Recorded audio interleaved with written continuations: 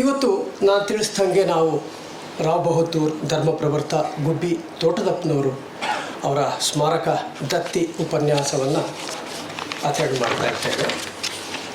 ಅವರ ಬಗ್ಗೆ ಒಂದು ಮಾಹಿತಿಯನ್ನು ತಮಗೆಲ್ಲರಿಗೂ ಕೊಡಲಿಕ್ಕೆ ಇಷ್ಟಪಡ್ತೇನೆ. ರಾವ್ ಬಹದ್ದೂರ್ ಧರ್ಮಪ್ರವರ್ತ ಗುಬ್ಬಿ ತೋಟದಪ್ಪನವರು ಮೂಲತಃ ತುಮಕೂರು ಜಿಲ್ಲೆಯ ಗುಬ್ಬಿ ಸ್ಥಳದಿಂದ ಬಂದಂತಹ ಒಂದು ಕುಟುಂಬ. ಇವರು 1838ರಿಂದ 1910 ಅಂತಂದರೆ ಸುಮಾರು 72 ವರ್ಷಗಳ ಕಾಲ ಜೀವಿತಾವಧಿಯಲ್ಲಿ ಸಾಕಷ್ಟು ಕೆಲಸಗಳನ್ನು ಮಾಡಿ ಎಲ್ಲರೂ ಸ್ಮರಿಸುವಂತೆ ಮೇಲೆ ಹೋಗಿದ್ದಾರೆ. ರಾವ್ ಬಹದ್ದೂರ್ ಧರ್ಮಪ್ರವರ್ತ ಗುಬ್ಬಿಯವರು 2020 ಅಂದರೆ 1996ರಿಂದ ಅವರ ಈ ದತ್ತಿ ಉಪನ್ಯಾಸವನ್ನು ನಮ್ಮ ಮಿಥಿಕ್ ಸೊಸೈಟಿಯಲ್ಲಿ ನಿರಂತರವಾಗಿ ನಾವು ನಡೆಸ್ಕೊಂಡು ಬರ್ತಾ ಇದ್ದೇವೆ. ಇವರ ತಂದೆಯವರು ರುದ್ರಣ್ಣ ಅಂತ ಹೇಳಿ ವರ್ತಕರು, ಮೂಲತಃ ಗುಬ್ಬಿಯವರಾದರೂ ಬೆಂಗಳೂರಿನಲ್ಲಿ ಬಂದು ತಮ್ಮ ವರ್ತಕ ಉದ್ಯೋಗವನ್ನು ಮಾಡ್ತಾಯಿದ್ರು. ಅವರ ಧರ್ಮಪತ್ನಿ ಶ್ರೀಮತಿ ಚೆನ್ನಮ್ಮನವರು, ಇವರ ಮಗು ಗುರುವರ್ಯ ಗುದ್ದಲಿ ಸ್ವಾಮಿ ಅವರ ಕೃಪಾ ಆಶೀರ್ವಾದದಿಂದ ಈ ದಂಪತಿಗಳಿಗೆ ತೋಟದಪ್ಪನವರು ಹುಟ್ಟಿದ್ರು. ಬೆಂಗಳೂರಿನ ಸರ್ಪಭೂಷಣ ಮಠದ ಶ್ರೀ ಶಿವಯೋಗಿ ಸರ್ಪಭೂಷಣರು ಇವರಿಗೆ ತೋಟದಪ್ಪ ಅಂತಕ್ಕಂತಹ ಹೆಸರನ್ನು ಇಟ್ಟರು. ಮತ್ತು ಈ ಮಗು ಬಹಳ ಶ್ರೀಮಂತ, ಪ್ರಭಾವಶಾಲಿ, ಸಮರ್ಥ ಹಾಗೂ ಉದಾರಿ ಧರ್ಮಶೀಲನಾಗುತ್ತೇನೆ ಎಂದು ಕಾಲಜ್ಞಾನ ನುಡಿದ ಆ ಶಿವಯೋಗಿಗಳ ಮಾತು ಮುಂದಿನ ದಿನಗಳಲ್ಲಿ ಸತ್ಯ ಆಯ್ತದು. ಮಾಮೂಲ್ ಪೇಟೆಯಲ್ಲಿರ್ತಕ್ಕಂತಹ ಕೂಲಿ ಮಠದಲ್ಲಿ ಓದಿ ಕರ್ತವ್ಯ ನಿಷ್ಠೆಯಿಂದ, ಶ್ರದ್ಧೆಯಿಂದ ತಮ್ಮ ಜೀವನದ ಮುಖ್ಯವಾದ ಪಾಠ ಅಂತ ಚಿಕ್ಕ ವಯಸ್ಸಿನಿಂದ ಅವರು ಅದನ್ನು ಅರ್ಥ ಮಾಡಿಕೊಂಡಂಥವರು. ದುರದೃಷ್ಟವಶಾತ್ ಅವರ ಚಿಕ್ಕ ವಯಸ್ಸಿನಲ್ಲೇ ಅವರ ತಂದೆಯವರು ಕಾಲವಾದರು. ಆವಾಗ ಅವರ ದೊಡ್ಡಪ್ಪನವರು ಬಂದು ವರ್ತಕ ವೃತ್ತಿಯ ಅವರ ಕುಟುಂಬದ ಒಂದು ಸಂಭಾಲನೆಯನ್ನು ಮಾಡಿ ನಂತರ ಅವ್ರಿಗೆ ಮದುವೆ ಆಯಿತು ತೋಟದಪ್ಪನವ್ರಿಗೆ. ಅವರ ಪತ್ನಿಯವರು ಆದರ್ಶ ಪತ್ನಿಯಾಗಿದ್ದಂತಹ ಗೌರಮ್ಮನವರು. ದುರದೃಷ್ಟವಶಾತ್ ಅವರಿಗೆ ಹುಟ್ಟಿದ ಮಕ್ಕಳು ಯಾರೂ ಹೆಚ್ಚು ದಿನ ಬದುಕಲಿಲ್ಲ. ಬಂಧುಗಳ ಮಕ್ಕಳನ್ನು ಕರ್ಕೊಬಂದು ಸಾಕೋ ಪ್ರಯತ್ನ ಮಾಡಿದಾಗ ಅವರೂ ಸಹ ಅಷ್ಟು ಉಳಿಲಿಲ್ಲ ಮಕ್ಕಳು. ಆದ್ದರಿಂದ ಅವರು ಈ ಒಂದು ಮನಸ್ಸಿನಲ್ಲಿ ಅವರು ದೀನದಲಿತರ ಹಾಗೂ ಸಮಾಜದ ಕಲ್ಯಾಣಕ್ಕೆ ತಮ್ಮ ಸಂಪತ್ತನ್ನು ಪೂರ್ತಿ ಅರ್ಪಣೆ ಮಾಡಬೇಕು ಅಂತ ಒಂದು ಸಂಕಲ್ಪವನ್ನು ಮಾಡಿ ಅವರು ತಮ್ಮ ಜೀವನಾವಧಿಯಲ್ಲಿ ಪೂರ್ತಿಯಾಗಿ ಧರ್ಮ ಹಾಗೂ ಶೈಕ್ಷಣಿಕ ವಿಚಾರದಲ್ಲಿ ತಮ್ಮನ್ನು ತಾವೇ ತೊಡಗಿಸ್ಕೊಂಡವರು. ಇವರು ಸಾಕಷ್ಟು ತಮ್ಮ ಆಸ್ತಿಯನ್ನೆಲ್ಲ ದೇಗುಲಗಳಿಗೆ, ಮಠಗಳಿಗೆ, ಶಾಲಾ ಸ್ಥಾಪನೆಗೆ, ಸಂಸ್ಕೃತ ಶಾಲೆಗೆ, ವಿದ್ಯಾರ್ಥಿ ನಿಲಯಗಳು, ಧರ್ಮಛತ್ರ, ಈ ರೀತಿಯಾಗಿ ಸಾಕಷ್ಟು ಸಮಾಜ ಸೇವೆಯಲ್ಲಿ ತಮ್ಮ ಸಂಪತ್ತನ್ನು ವಿನಿಯೋಗಿಸಿಕೊಂಡಂಥ ತೋಟದಪ್ಪನವರು 1903ರಲ್ಲಿ ಬೆಂಗಳೂರಿನಲ್ಲಿ ವೀರಶೈವ ವಿದ್ಯಾರ್ಥಿಗಳಿಗೆ ವಿದ್ಯಾರ್ಥಿ ನಿಲಯ, ಪ್ರಯಾಣಿಕರ ಸೌಕರ್ಯಕ್ಕಾಗಿ ಧರ್ಮಛತ್ರವನ್ನು ಕಟ್ಟಿಸಿದ್ರು. ಮಹಾರಾಜರಾದಂತಹ ನಾಲ್ವಡಿ ಕೃಷ್ಣರಾಜ ಒಡೆಯರು ಅದರ ಉದ್ಘಾಟನೆ ಮಾಡಿ ಅವರಿಗೆ 1905ರಲ್ಲಿ ಮೈಸೂರಿನ ದಸರಾ ದರ್ಬಾರಿನಲ್ಲಿ ಅವರಿಗೆ ಧರ್ಮಪ್ರವರ್ತ ಅಂತಕ್ಕಂತಹ ಒಂದು ಪ್ರಶಸ್ತಿಯನ್ನು ಅವರಿಗೆ ಕೊಟ್ಟರು. ನಂತರ 1910ರಲ್ಲಿ ತೋಟದಪ್ಪನವರಿಗೆ ರಾವ್ ಬಹದ್ದೂರ್ ಪ್ರಶಸ್ತಿಯನ್ನು ಸಹ ನೀಡಲಾಯಿತು. ನಾನು ಮೊದಲೇ ತಿಳಿಸ್ದಂಗೆ ಸುಮಾರು 96ರಿಂದ ನಾವು ಇಲ್ಲಿ ಅವರ ಬಗ್ಗೆ ಒಂದು ದತ್ತಿ ಉಪನ್ಯಾಸವನ್ನು ಮಾಡ್ತಾ ಬಂದಿದ್ದೇವೆ. 1910ರಲ್ಲಿ ಅಂತಂದರೆ 21 ಫೆಬ್ರವರಿ 1910ರಲ್ಲಿ ಅವರು ಲಿಂಗೈಕ್ಯರಾದರು. ಆದ್ದರಿಂದ ನಾವು ಹೆಚ್ಚು ಕಡಿಮೆ ಈಗ ಫೆಬ್ರವರಿ ಮಾರ್ಚ್ ತಿಂಗಳಲ್ಲಿ ಅವರ ಈ ದತ್ತಿ ಉಪನ್ಯಾಸವನ್ನು ಮಾಡ್ತಕ್ಕಂತಹ ಒಂದು ಯೋಚನೆಯನ್ನು ಮಾಡಿ ಅದನ್ನು ನೆರವೇರಿಸಿಕೊಂಡು ಬರೋ ಪ್ರಯತ್ನವನ್ನು ನಾವು ಮಾಡ್ತಾಯಿದ್ದೇವೆ. ಅವರ ಬಹುಮುಖ ಸೇವೆ ಯಾವ ರೀತಿ ಅಂತ ಅಂದರೆ ಇವರ ಧರ್ಮಸಂಸ್ಥೆ, ಈ ಸಂಸ್ಥೆ ವತಿಯಿಂದ ಬಾಳೆಹೊನ್ನೂರು, ಗುಬ್ಬಿ, ಗೌರಿಬಿದನೂರು, ಮಧುಗಿರಿಯಲ್ಲಿ ವಿದ್ಯಾರ್ಥಿ ನಿಲಯಗಳು ನಡೀತಾ ಇದೆ. ಅದೇ ರೀತಿ ಬೆಂಗಳೂರಿನಲ್ಲಿ ಪದವಿ ಮತ್ತು ಸ್ನಾತಕೋತ್ತರ ವಿದ್ಯಾರ್ಥಿನಿಯರಿಗೆ ಪ್ರತ್ಯೇಕ ವಿದ್ಯಾರ್ಥಿ ನಿಲಯಗಳನ್ನು ನಡೆಸ್ತಾ ಇದ್ದಾರೆ. KR ನಗರ, ಕೊಳ್ಳೇಗಾಲ, ತಲಕಾಡು ಅಲ್ಲೂ ಸಹ ಸಾಕಷ್ಟು ವಸತಿ ಇದೆ ಹಾಗೂ ವಿದ್ಯಾರ್ಥಿನಿಯರ ಅನುಕೂಲಕ್ಕಾಗಿ ಶಾಖೆಗಳನ್ನು ತೆರೆಯಲಾಗಿದೆ. ಮಾನ್ಯ ಶ್ರೀ ನಿಜಲಿಂಗಪ್ಪನವರು ನಮ್ಮ ಹಿಂದಿನ ಮುಖ್ಯಮಂತ್ರಿಗಳು ಡಿ.ಎಚ್. ಚಂದ್ರಶೇಖರಯ್ಯ, ಡಿ.ಎಚ್. ವೀರಯ್ಯ ಹಾಗೂ ಸಾಕಷ್ಟು ಸರ್ಕಾರಿ ಅಧಿಕಾರಿಗಳು ಈ ಸಂಸ್ಥೆಯ ಹಳೆಯ ವಿದ್ಯಾರ್ಥಿಗಳಾಗಿದ್ದರು. ಈ ಧರ್ಮ ಸಂಸ್ಥೆಯ ಶತಮಾನೋತ್ಸವದ ಸಂದರ್ಭದಲ್ಲಿ ಸುಮಾರು 800 ಜನರ ಆಸನ ವ್ಯವಸ್ಥೆಯ ಬೃಹತ್ ಸಭಾಂಗಣವನ್ನು ನಿರ್ಮಿಸಿದ್ದಾರೆ ಹಾಗೂ ಶ್ರೀ ಸಿದ್ಧಗಂಗಾ ಮಠದ ಅಧ್ಯಕ್ಷರಿಂದ ಇದು ಉದ್ಘಾಟನೆಯೂ ಸಹ ಆಯಿತು. ವಾಣಿಜ್ಯ ಸಂಕೀರ್ಣವನ್ನು ಕಟ್ಟಿಸಿದ್ದಾರೆ. ಈ ರೀತಿ ವಿದ್ಯಾರ್ಥಿ ವೇತನಗಳನ್ನು ಕೊಡ್ತಕ್ಕಂಥದ್ದು. ಈ ರೀತಿಯಾಗಿ ಈ ಸಂಸ್ಥೆಯಿಂದ ಸಾಕಷ್ಟು ಧರ್ಮ ಕಾರ್ಯಗಳು ನಡೀತಾ ಬಂತೆ. ಇವತ್ತಿನ ದಿನ ಹಾಲಿ ಈ ಧರ್ಮ ಸಂಸ್ಥೆಯ ಮಂಡಳಿಯ ಅಧ್ಯಕ್ಷರು ಡೈರೆಕ್ಟರ್ ಜನರಲ್ ಆಗಿದ್ದಂತಹ ಪೊಲೀಸ್ನಲ್ಲಿ ಡೈರೆಕ್ಟರ್ ಜನರಲ್ ಆಗಿದ್ದಂಥ ಡಾಕ್ಟರ್ ರೇವಣಸಿದ್ದೇನವರು ಈ ಸಂಸ್ಥೆಯ ಅಧ್ಯಕ್ಷರಾಗಿ ಈಗ ಕಾರ್ಯವನ್ನು ಮುಂದುವರಿಸ್ಕೊಂಡು ಹೋಗ್ತಾ ಇದ್ದಾರೆ. ಇದು ಗುಬ್ಬಿ ತೋಟದವರ ಒಂದು ಸಣ್ಣ ಪರಿಚಯ. ನಮ್ಮ ಮಧ್ಯೆ ಇರ್ತಕ್ಕಂಥದ್ದು ಧರ್ಮ ಸಂಸ್ಥೆಯ ಅಧ್ಯಕ್ಷರಾದಂತಹ ಡಾಕ್ಟರ್ ಎಲ್ ರೇವಣಸಿದ್ದೇನವರು. ಅವರ ಬಗ್ಗೆ ಒಂದು ಸಣ್ಣ ಪರಿಚಯವನ್ನು ಮಾಡಿಕೊಡ್ತೇನೆ. ತಮಗೆಲ್ಲರಿಗೂ ತಿಳಿದಂಗೆ ಅವರು ಪೊಲೀಸ್ ಅಧಿಕಾರಿಯಾಗಿ ನಿವೃತ್ತರಾದವರು, IPS ಅಧಿಕಾರಿ. ತುಮಕೂರು ಜಿಲ್ಲೆಯ ನಂದಿಹಳ್ಳಿ ಗ್ರಾಮದಿಂದ ಬಂದವರು. 1941ರಲ್ಲಿ ಅವರ ಜನನ. ಪ್ರಾರಂಭಿಕ ವಿದ್ಯಾಭ್ಯಾಸವೆಲ್ಲ ತುಮಕೂರು. MA ಅರ್ಥಶಾಸ್ತ್ರದಲ್ಲಿ ಅವರು ಚಿನ್ನದ ಪದಕವನ್ನು ಮೈಸೂರು ವಿಶ್ವವಿದ್ಯಾನಿಲಯದಿಂದ ತಗೊಂಡವರು. 1965ರಲ್ಲಿ IPS ಸೇವೆಗೆ ಸೇರ್ಪಡೆಯಾದರು. ಇವರು ರಾಜ್ಯದ ವಿವಿಧ ಜಿಲ್ಲೆಗಳಲ್ಲಿ ಪೊಲೀಸ್ ಆಯುಕ್ತರಾಗಿ ಸೇವೆಯನ್ನು ಸಲ್ಲಿಸಿದ್ದಾರೆ. CBIನಲ್ಲಿ ಜಾಯಿಂಟ್ ಡೈರೆಕ್ಟರ್ ಆಗಿದ್ದರು, ಬೆಂಗಳೂರು ನಗರದ ಆಯುಕ್ತರಾಗಿದ್ದರು.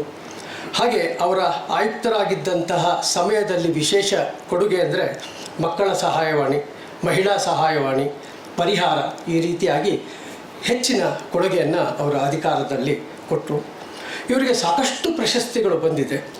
ಅದರಲ್ಲಿ ಮುಖ್ಯಮಂತ್ರಿಗಳ ಚಿನ್ನದ ಪದಕ ಅತ್ಯುತ್ತಮ ತನಿಖೆದಾರರು ಅಂತ 1980ರಲ್ಲಿ, ರಾಷ್ಟ್ರಪತಿಗಳ ಪೊಲೀಸ್ ಪದಕ ಅತ್ಯುತ್ತಮ ಸೇವೆಗೆ 1980ರಲ್ಲಿ, ರಾಷ್ಟ್ರಪತಿಗಳ ಪೊಲೀಸ್ ಪದಕ ಉತ್ಕೃಷ್ಟ ಸೇವೆಗೆ 1984ರಲ್ಲಿ, BBMPಯ ಕೆಂಪೇಗೌಡ ಪ್ರಶಸ್ತಿ 1999. ಈ ರೀತಿಯಾಗಿ ಸಾಕಷ್ಟು ಸರ್ ಹ್ಯೂ ಜಿಟಾಲಿ ಮೆಮೋರಿಯಲ್ ಗೋಲ್ಡ್ ಮೆಡಲ್ ಅವರ MA ಮಾಡಿದಾಗ ತಗೊಂಡಿರ್ತಕ್ಕಂಥದ್ದು. ಈ ರೀತಿ ಸಾಕಷ್ಟು ಪ್ರಶಸ್ತಿಗಳನ್ನ ತಗೊಂಡಿರ್ತಕ್ಕಂಥವರು ಈ ಸಂಸ್ಥೆಯ ಅಧ್ಯಕ್ಷರು ಅಂತಂದರೆ ಒಂದು ತುಂಬ ಹೆಮ್ಮೆಯ ವಿಚಾರ. ಇವರು ನಿವೃತ್ತಿ ನಂತರ ಸಹ ಸಿದ್ಧಗಂಗಾ ಶಿವಕುಮಾರ ವಿದ್ಯಾಪೀಠದ ಅಧ್ಯಕ್ಷರು, ಭಾರತೀಯ ಅಶ್ವತ್ಥಳಿಗಳ ಸಂರಕ್ಷಣೆ ಮತ್ತು ತಳಿ ಕಲ್ಯಾಣ ಸಂಸ್ಥೆಯ ಉಪಾಧ್ಯಕ್ಷರು, ರಾಬಹದ್ದೂರು ಗುಬ್ಬಿ ತೋಟಪ್ಪ ಧರ್ಮ ಸಂಸ್ಥೆಯ ಗೌರವ ಅಧ್ಯಕ್ಷರು, ಶ್ರೀ ಶ್ರೀಕಂಠೇಶ್ವರ ದೇವಸ್ಥಾನ ಅಭಿವೃದ್ಧಿ ಸಮಿತಿಗೆ ಅಧ್ಯಕ್ಷರು, foundation for restoring human dignity ಅಧ್ಯಕ್ಷರು. ಈ ರೀತಿ ನಾನಾ ಸಂಸ್ಥೆಗಳ ಜವಾಬ್ದಾರಿಯನ್ನು ವಹಿಸಿಕೊಂಡು ಸಮಾಜದ ಸೇವೆಯಲ್ಲಿ ನಿರಂತರವಾಗಿ ದುಡಿದಿರ್ತಕ್ಕಂತಹ ಇವತ್ತಿನ ನಮ್ಮ ಜೊತೆ ಇರ್ತಕ್ಕಂತಹ ಈ ಸಂಸ್ಥೆಯ ಗೌರವ ಅಧ್ಯಕ್ಷ ಆದಂತಹ ಡಾಕ್ಟರ್ ಎಲ್ ರೇವಣಸಿದ್ದೇನವರಿಗೆ ತಮ್ಮೆಲ್ಲರ ಪರವಾಗಿ ಮಿಥಿಕ್ ಸೊಸೈಟಿಯ ಪರವಾಗಿ ಸ್ವಾಗತವನ್ನು ಬಯಸ್ತಾ ಇದ್ದೇನೆ.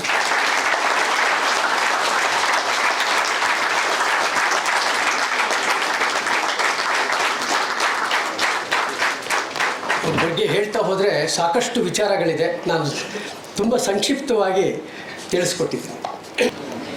ವಿಸ್ತೃತವಾದ ವಿಷಯವನ್ನು ಮಂಡಿಸಿ ನಿಮ್ಮ ಮನಸ್ಸನ್ನು ಸೆಳೆದಿರ್ತಕ್ಕಂಥ ಶ್ರೀಮಾನ್ ಪ್ರಯಾಗ್ರವರೇ, ನೆರೆದಿರುವೆಲ್ಲ ಅತಿಥಿಗಳೇ, ವಿದ್ಯಾರ್ಥಿನಿಯರೇ, ಅದರಲ್ಲಿಯೇ ಈ ಒಂದು ಸಂಸ್ಥೆ ಮಿಥಿಕ್ ಸೊಸೈಟಿಯ ಪದಾಧಿಕಾರಿಗಳೇ, ಶ್ರೀ ರವಿಯವರೇ, ಇವತ್ತಿನ ದಿವಸದ ಒಂದು ಕಾರ್ಯಕ್ರಮ ಬಹಳ ವೈವಿಧ್ಯವಾಗಿತ್ತು. ಪ್ರತಿ ವರ್ಷ ನಾವು ಇದನ್ನು ಮಾಡ್ತೇವೆ. ಈ ಒಂದು ಸ್ವಲ್ಪ ದಿವಸದ ಈಚೆಗೆ ಒಂದು 3-4 ವರ್ಷ, ಸುಮಾರು 20 ವರ್ಷದಿಂದ ನಾನು ನೋಡ್ತಾ ಇದ್ದೀನಿ. ಓವರ್ಲ್ಯಾಪ್ ಮಾಡಿ ಒಂದೇ ಥರದ ವಿಷಯವನ್ನು ಅನೇಕ ಸಾರಿ ಬಾಗಿದ್ದುಂಟು. 4-6 ಸಾರಿ ಒಂದೇ ಸಬ್ಜೆಕ್ಟು, ಆದರೆ ವ್ಯಕ್ತಿ ಮಾತಾಡೋರು ಬೇರೆ ಅಂತ ಹೇಳಿ. ಹಾಗಾಗಿ ನೋಡಿದವ್ರಿಗೆ ಇದೇನೋ ಒಂಥರ ಕಥೆ ಇದ್ದಂಗಿದೆ. ನಮಗೂ ಇದಕ್ಕೂ ಸಂಬಂಧ ಇಲ್ಲ, ನಾವು ಈ ಪ್ರಪಂಚದಲ್ಲಿರೋರು, ಇವರು ಯಾವುದೋ ಪ್ರಪಂಚ ತೋರಿಸ್ತಾ ಇದ್ದಾರೆ ಅನ್ನೋ ಭಾವನೆನ ಮಕ್ಕಳಲ್ಲಿ ಹುಟ್ಟಿಸಿ ಅದ್ರ ಬಗ್ಗೆ ಸ್ವಲ್ಪ ಉಪೇಕ್ಷೆ ನಡೆದಿತ್ತು. ನಾವು ನಮ್ಮ ಮಿಥಿಕ್ ಸೊಸೈಟಿಯ ಆಡಳಿತ ವರ್ಗವನ್ನು ವಿನಂತಿ ಮಾಡೋದು ಈ ರೀತಿಯಾಗಿರೋದ್ರಿಂದ ಇವತ್ತಿನ ದಿವಸದ ಜ್ವಲಂತ ಸಮಸ್ಯೆಗಳೇನಿದ್ದಾವೆ ಅವುಗಳ ಬಗ್ಗೆ ಅವರು ತಿಳ್ಕೊಂಡು ವಿಚಾರ ವಿನಿಮಯ ಮಾಡಿ ಅದಕ್ಕೆ ಇರತಕ್ಕಂಥ ಸಮಸ್ಯೆ ಏನು, ಇಲ್ಲಿ ಅವರು ಈಗ ಇಲ್ಲಿ ಇರಬೇಕು, ಈ ಜಗತ್ತಿನಲ್ಲಿ ಮುಂದಿನ ಸಮಸ್ಯೆಗಳನ್ನು ಎದುರಿಸ್ಬೇಕು, ಅದಕ್ಕೆ ತಕ್ಕನಾಗಿರ್ತಕ್ಕಂಥದ್ದನ್ನು ಹೇಳಬೇಕು ಹೊರತು ನಾವು ಬರೀ ಫಿಲಾಸಫಿ ಅಥವಾ ಹಿಂದಿನ ಕಥೆಗಳನ್ನು ಹೇಳಿದರೆ ಸರಿ ಇಲ್ಲ ಅಂತ ಹೇಳಿದಾಗ ಇವತ್ತಿನ ದಿವಸ ಇದು ಅಮೋಘವಾಗಿರ್ತಕ್ಕಂಥ ಒಂದು ಪ್ರಸಂಗವಾಗಿತ್ತು. ಎಲ್ಲ ವಿಷಯವನ್ನು ಕವರ್ ಮಾಡಿದ್ದಾರೆ. ನಾನು ಅಂದ್ಕೊಂಡಿದ್ದೆ ಇಲ್ಲಿ ಬಂದಾಗ ಡಾಕ್ಟ್ರು ಅವರು ವೆಟರ್ನರಿ ಡಾಕ್ಟ್ರು ಅದಕ್ಕೆ ಸಂಬಂಧಪಟ್ಟಾಗಿ ಒಂದು ವಿಶೇಷವಾದ ವಿಷಯಗಳನ್ನ ತಿಳಿಸ್ತಾರೆ ಅಂತ ಹೇಳಿ ಅದನ್ನು ತಿಳಿಸಿದರು. ಅದ್ರ ಜೊತೆಗೆ ಅನೇಕ ವಿಷಯಗಳನ್ನ ಹೇಳಿದರು. ನೀವು ಎಂತಹವರಾಗಿರಬೇಕು ಅಂತಲೂ ಹೇಳಿದರು. ನಿಮ್ಮ ನಾಯಕತ್ವ, ಮುಂದಾಳತ್ವ ಮುಂಚೂಟಿನಲ್ಲಿ ಇರಬೇಕು. ಎಲ್ಲ ಮಾಡೋದ್ರಲ್ಲಿ ಯಾವುದನ್ನು ನೀವು ಹಿಂದೆ ನಿಲ್ಲಬಾರ್ದು, ನಮ್ಮಲ್ಲಿ ಏನಿದೆ ಅಂತ ಭಾವನೆ ಬರಬಾರ್ದು.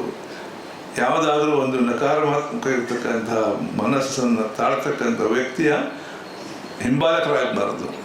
ಸಕಾರಾತ್ಮಕ ಮುನ್ನಿಗೆ ಹೋಗ್ತಕ್ಕಂಥ ಒಂದು ವ್ಯವಸ್ಥೆ ಆದರೆ ಒಳ್ಳೆಯ ಸಾಧನೆಗಳಾಗ್ತವೆ, ಯಾವುದೇ ರಂಗದಲ್ಲಿ ನೀವಿರಿ ಅಂತ ಹೇಳಿ ಭಾಳ ಚೆನ್ನಾಗಿ ಅವರ ಪ್ರೊಫೆಷನ್ ಬ್ಯಾಕ್ಗ್ರೌಂಡು, ಅವರ ಎಕ್ಸ್ಪೀರಿಯನ್ಸ್ ಬ್ಯಾಕ್ಗ್ರೌಂಡು, ಆ ಸಬ್ಜೆಕ್ಟು ಕೂಡ ಇಟ್ಕೊಂಡು ಅದನ್ನ ಅರ್ಥ ಹೋಗದಂತೆ, ಸಮಯವನ್ನು ಕಳೆಯದಂತೆ ಭಾಳ ಚೆನ್ನಾಗಿ ಮಂಡಿಸಿದ್ದಾರೆ.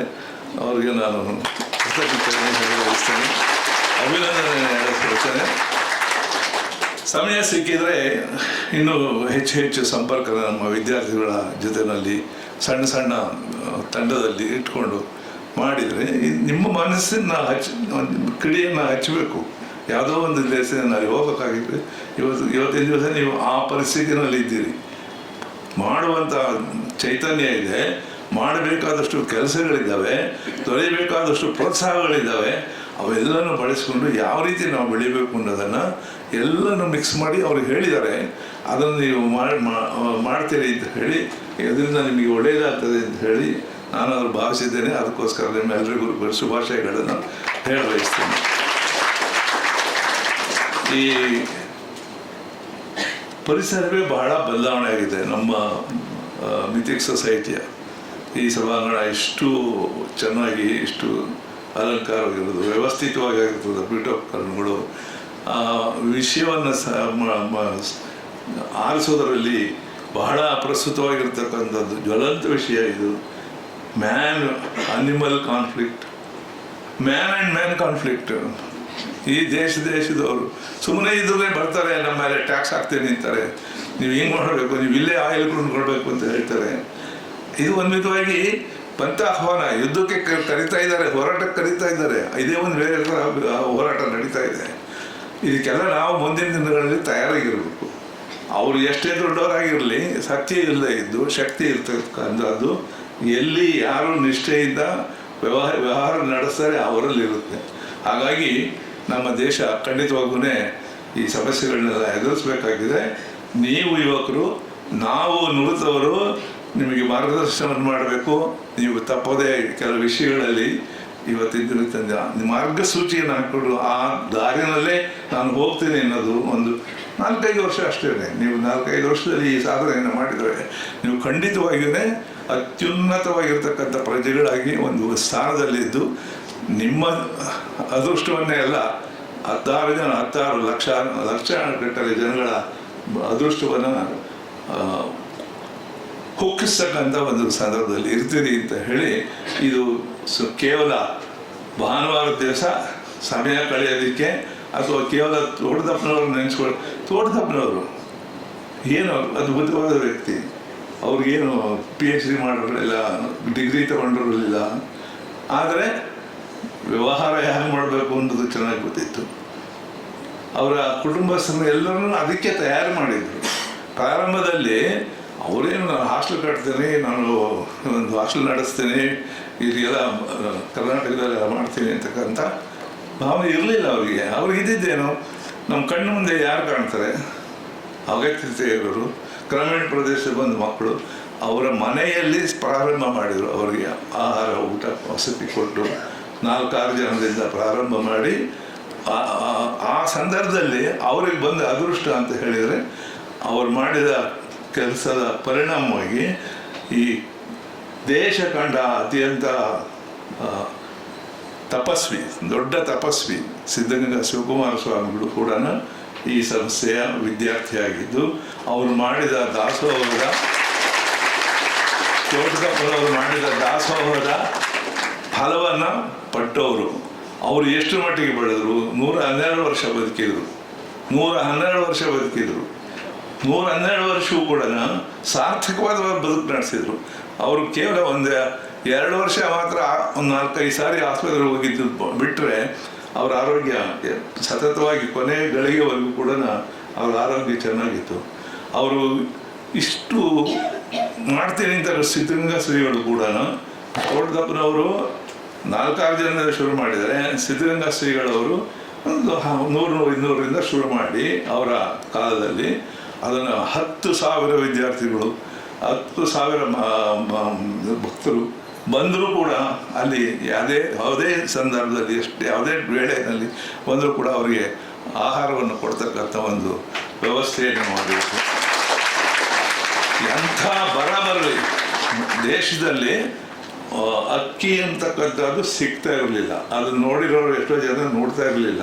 ಕೆಲವರು ಬೇಕಂತಲೇ ಒಂದು ಸ್ವಲ್ಪ ಪಕ್ಕದಲ್ಲಿಟ್ಟು ಇದೇ ಅಕ್ಕಿ ಅಂತ ಹೇಳಿ ತೋರಿಸಿ ರಾಗಿ ಮುದ್ದೆ ನಾವು ಮಾಡ್ತಾ ಇದ್ದಿದ್ದು. ಒಂದು ಪಕ್ಕದ ಊರುಗಳಿಂದ ಕೂಲಿ ಇಲ್ಲ, ಬರಗಾಲ, ಆದ್ದರಿಂದ ಕೆಲಸ ಇಲ್ಲ, ಊಟಕ್ಕೆ ಮನೆಯಲ್ಲಿಲ್ಲ, ಎಲ್ಲರೂ ಬರೋರು. ನಾವು ಕಣ್ಣಾರ ನಾವು ನೋಡಿದ್ದೇವೆ. ಅಷ್ಟು ಜನ ಬಂದರೂ ಕೂಡ ಯಾವ ಲೆಕ್ಕನೂ ಆಗ್ತಾ ಇದ್ದೆ.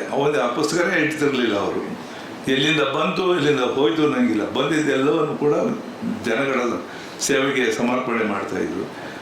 ಈ ರೀತಿಯಾಗಿರ್ತಕ್ಕಂಥ ಒಂದು ಸಂಸ್ಥೆಯಲ್ಲಿ ನೀವು ಇದ್ದೀರಿ.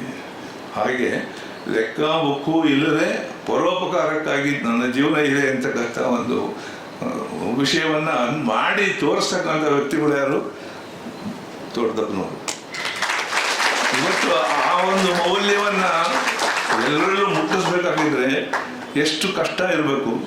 ಆ ಅಂತಹ ಮೌಲ್ಯ ಎಲ್ಲರಲ್ಲೂ ಹುಟ್ಟಿದರೆ ಈ ದೇಶ ಎಷ್ಟು ಶ್ರೀಮಂತ ದೇಶ ಆಗ್ಬೋದು ಅನ್ನೋದನ್ನು ನಾವು ಅದರಲ್ಲಿ ವಿಚಾರಿಸ್ಕೊಳ್ಬೋದು. ಹಾಗಾಗಿ ನೀವೆಲ್ಲರೂ ಕಲಿಯೋದಕ್ಕೆ ಬಂದಿರೋದು, ನಿಮಗೆಲ್ಲರಿಗೂ ಈ ಪ್ರೋತ್ಸಾಹ ಸಿಗ್ತಾ ಇರೋದು ಅಂತಹ ಉತ್ತಮ ವ್ಯಕ್ತಿಗಳಾಗಿ ಮನುಷ್ಯ ಸಂಬಂಧಗಳನ್ನು ಪ್ರೀತಿ ವಿಶ್ವಾಸದಿಂದ ಬೆಳೆತಕ್ಕಂಥ ಒಂದು ಕಲ್ಪನೆ ನಿಮಗೇನಿದೆ ಅದು ಬೆಳಿಬೇಕು ನಿಮ್ಮಲ್ಲಿ. ಅದು ಬೇರೆಯವರಿಗೆ ರುಚಿ ಸಿಗಬೇಕು. ಹಾಗಾಗಿ ಅದು ಪ್ರಸಾರವಾಗಬೇಕು ಅಂತಕ್ಕಂಥ ಒಂದು ದೃಷ್ಟಿಯಿಂದ ಅಂತ ಹೇಳಿ, ಅದು ಒಂದೊಂದು ಸಾರಿ ಅನಿಮಲ್ಸ್ ನಾವು ನೋಡಿದರೆ ಅವು ಎಷ್ಟು ಪ್ರೀತಿ ವಿಶ್ವಾಸದಿಂದ ನಡ್ಕೊಳ್ತವೆ ಅಂತ ಹೇಳಿದರೆ, ಒಂದು ಜಿಂಕೆ ಮರಿನೋ ಯಾವುದೋ ಒಂದು ಹುಲಿಯ ಸಂದರ್ಭದಲ್ಲಿ ಪರಿಸರದಲ್ಲಿ ನಿರ್ಭಯವಾಗಿ ಇರತಕ್ಕಂಥ ಒಂದು ದೃಶ್ಯಗಳನ್ನು ನಾವು ನೋಡ್ತೀವಿ. ಪ್ರಾಣಿಗಳಲ್ಲಿ ಅಷ್ಟು ಸಹೋದರತ್ವ ಇರಬೇಕಾಗಿದ್ರೆ ಮನುಷ್ಯರಲ್ಲಿ ಯಾಕೆ ಇರಬಾರ್ದು? ಮನುಷ್ಯರು ಪ್ರಾಣಿಗೆ ಯಾಕೆ ಸೋಲ್ಬಾರ್ದು? ಕೇವಲ ಒಂದು ನಾಯಿ ಮೇಲೆ ಹಿಡ್ಕೊಳ್ಳೋದಕ್ಕೆ ನೀವು ಮುತ್ತು ಕೊಡೋರಾದರೆ ಒಂದು ಹಸು ಕರು ಯಾಕೆ ಆಗಬಾರ್ದು? ಒಬ್ಬ ಬಡವನ್ನ ಯಾಕೆ ಮುತ್ತು ಕೊಡಬಾರ್ದು? ಅವ್ರ ಮಗುವನ್ನ ಒಂದು ಶಾಲೆಗೆ ಹೋಗಿ ಅದಕ್ಕೆ ಬೇಕಾಗಿರ್ತಕ್ಕ ಅವಶ್ಯಕತೆಯನ್ನು ಯಾಕೆ ಕೊಡಬಾರ್ದು? ನಾವು ಅದೇ ಪ್ರೀತಿಯನ್ನು ತೋರಿಸ್ಬೋದು, ಮನುಷ್ಯರಿಗೆ ತೋರಿಸ್ಬೋದು. ಅಂಥ ಸಂದರ್ಭದಲ್ಲಿ, ಸೂಕ್ತವಾದ ಸಂದರ್ಭದಲ್ಲಿ ತೋರಿಸಿದಾಗ ಅದು ಮಹತ್ತರವಾಗಿರ್ತಕ್ಕಂಥ ಒಂದು ಪರಿಣಾಮವನ್ನು ಉಂಟು ಮಾಡಿ 20 ವರ್ಷನೋ 30 ವರ್ಷನೋ ಆದಾಗ ಆ ವ್ಯಕ್ತಿ ಅತ್ಯಂತ ಶ್ರೇಷ್ಠ ವ್ಯಕ್ತಿ ನಮ್ಮ ಮಧ್ಯದಲ್ಲಿ ಇರ್ತಾನೆ ಅಂತಕ್ಕಂಥ ಸಾಧ್ಯತೆಯನ್ನು ನಾವು ಅನುಭವಿಸಬೇಕಾಗ್ತದೆ. ಹಾಗಾಗಿ ಇವತ್ತಿನ ದಿವಸ ಪ್ರಯಾಗ್ ಅವರು ಅವರ ಮಾತು, ಕತೆ, ಧಾಟಿ ಮತ್ತು ಅವರ ಏನೇನೋ ಒಟ್ಟಿನಲ್ಲಿ ಅವರ ವ್ಯಕ್ತಿತ್ವವನ್ನು ನಾವು ನೋಡಿ ಅಳೆಯೋದಾದರೆ ಅವರು ಒಬ್ಬರು ಸಾಧಕರು. ಮಾಡ್ತಕ್ಕಂಥ ಎಲ್ಲರನ್ನೇ ಯಶಸ್ವಿ ಆಗಬೇಕು. ಅದೆಲ್ಲವೂ ಕೂಡ ಸಮಾಜಕ್ಕೆ ಒಳ್ಳೆಯದಾಗು ಇರ್ತಕ್ಕಂಥ ಒಂದು ವಿಶೇಷವಾದ ಭಾವನೆಯಿಂದ ಇರ್ತಕ್ಕಂಥ ವ್ಯಕ್ತಿಯೂ ಕೂಡ ಆಗಿ ಅವರು ಒಂದು ಮಾದರಿಯ ವಿಷಯಗಳ ಕೆಲವನ್ನು ಹೇಳಿದ್ದಾರೆ. ಅವರಿಗೆ ನಾನು ಪುನಃ ಇನ್ನೊಂದು ಸಾರಿ ಅಭಿನಂದಿಸಿ ಅವರನ್ನು ಕರೆತಂದು ಇವತ್ತಿನ ದಿವಸ ಈ ಒಂದು ರಸದೌತಣವನ್ನು ನಿಮ್ಮೆಲ್ಲರಿಗೂ ಉಣಿಸಿದ್ದಕ್ಕೆ ಮಿಥಿಕ್ ಸೊಸೈಟಿ ಅವರಿಗೆ ನಾವು ಚಿರಋಣಿಯಾಗಿದ್ದೇವೆ ಅಂತ ಹೇಳಿ ವಿನಂತಿಸ್ತೇನೆ. ಒಂದು ಸಾರಿ ಇದು ನಮ್ಮ ಗಮನಕ್ಕೆ ಬಂದಾಗ ಯಾಕೋ ಸರಿಯಾಗಿ ನಡೀತಾ ಇಲ್ಲವಲ್ಲ, ಚೆನ್ನಾಗಿ ಆಗಬೇಕು ಅಂತ ಹೇಳಿ ಕೆಲವು ಕೊರತೆಗಳಿದ್ದು ಅದೆಲ್ಲ ಪೂರೈಸಾಗಿದ್ದಾವೆ. ನಾನು ಸೊಸೈಟಿಯ ಸೆಕ್ರೆಟರಿ ಅವರು ಮತ್ತು ಪದಾಧಿಕಾರಿಗಳ ವಿನಂತಿ ಏನಂದರೆ, ನಾವು ಯಾವತ್ತೋ ಒಂದು ದಿವಸ ನಿಮಗೆ ಕೊಟ್ಟ ಒಂದು ಕೊಡುಗೆ ಏನುಂಟು, ಒಂದು ಸಂಪನ್ಮೂಲ, ಅದನ್ನು ಇಟ್ಟು ಅದರಲ್ಲಿ ಬರ್ತಕ್ಕಂಥ ಬಡ್ಡಿಯಿಂದಲೋ ಅಥವಾ ಅದರಿಂದಲೇ ಈ ಒಂದು ಪ್ರವಚನವನ್ನು ನಡೆಸಿ ಪ್ರತಿ ವರ್ಷ ತೋಟದಪ್ಪನವರ ಪುಣ್ಯ ಸ್ಮರಣೆಗೋಸ್ಕರ ಅಂತ ಮಾಡಿರ್ಬೋದು. ಆದರೆ ಯಾವತ್ತೇ ಆಗಲಿ ಇದನ್ನು ಮಾಡುವಾಗ ಇನ್ನೂ ಹೆಚ್ಚು ಚೆನ್ನಾಗಿ ಮಾಡುವಂತಕ್ಕಂಥ ಮನಸ್ಸಿದ್ದರೆ ನೀವು ಅದಕ್ಕೆ ಇನ್ನೂ ಹೆಚ್ಚು ಶಕ್ತಿಯನ್ನು ತುಂಬತಕ್ಕಂಥ ವ್ಯವಸ್ಥೆ ನಮ್ಮಲ್ಲಿ ಇದೆ. ಇವಾಗ ನಾವು ಮೊದಲು ನಮ್ಮಲ್ಲೂ ಕೂಡ ವ್ಯವಸ್ಥೆ ಸ್ವಲ್ಪ ಸೊರಗಿತ್ತು. ಯಾಕೆ ಅಂದರೆ ಸಂಪನ್ಮೂಲ ಕಡಿಮೆ ಇತ್ತು. ಸಂಪನ್ಮೂಲ ಈಗ ನಮಗೆ ಸಾಕಷ್ಟಿದೆ. ನೀವು ಒಂದು ಸಾರಿ ನಡೆಸಕ್ಕಂಥ ಇದಕ್ಕೆ ಏನು ಹೇಳ್ತಾ ಇದ್ದೀನಿ ಅಂದರೆ, ಕೆಲವರು ಇಂತಹ ಪ್ರವಚನಗಳಿಗೆ ಸ್ವಲ್ಪ ಹಣ ಖರ್ಚು ಮಾಡಬೇಕಾಗುತ್ತೆ. ದಿಲ್ಲಿನಲ್ಲೋ ಎಲ್ಲೋ ಬಾಂಬೆನಲ್ಲೋ ಇರೋ ಒಬ್ಬ ಸ್ಪೆಷಲಿಸ್ಟು ಅವ್ರನ್ನ ಕರೆಸ್ಬೇಕಾಗಿದ್ದರೆ, ಹೋಗಬೇಕಾಗಿದ್ದರೆ ಇವೆಲ್ಲ ವ್ಯವಸ್ಥೆಗಳನ್ನು ಮಾಡಬೇಕಾಗತ್ತೆ. ನೀವು ನಮ್ಮನ್ನು ಸಂಪರ್ಕಿಸಿದರೆ ನೀವು ಸೇರಿ ಅಂತಹ ಪ್ರತಿಷ್ಠಿತ ವ್ಯಕ್ತಿಗಳನ್ನು ಕರ್ಕೊಂಡು ಬರ್ಬೋದು. ಅದರ ಮೊದಲು ಇಲ್ಲಿರೋರಿಗೆ ಹೆಚ್ಚಿಗೆ ಗಮನ ಕೊಡೋಣ. ಭಾಳ ಸುಲಭವಾಗಿ ಚೆನ್ನಾಗಿ ನಡೀತದೆ. ಒಂದಕ್ಕೆಲ್ಲ 10 ಸಾರಿ ಅಂತಹ ವ್ಯವಸ್ಥೆಗಳನ್ನು ಮಾಡ್ಬೋದು. ಹಾಗಾಗಿ ಇದಕ್ಕೆ ಇನ್ನೂ ಹೆಚ್ಚು ಬರಬೇಕಾಗಿದ್ದರೆ ನಮ್ಮ ಸಹಕಾರ ಇದೆ ಅಂತ ಹೇಳಿ ಈ ಸಂದರ್ಭದಲ್ಲಿ ಹೇಳಿ ನಾನು ಇನ್ನೊಂದು ಮಾತುಗಳನ್ನು ಮುಕ್ತಾಯ ಮಾಡ್ತೇನೆ.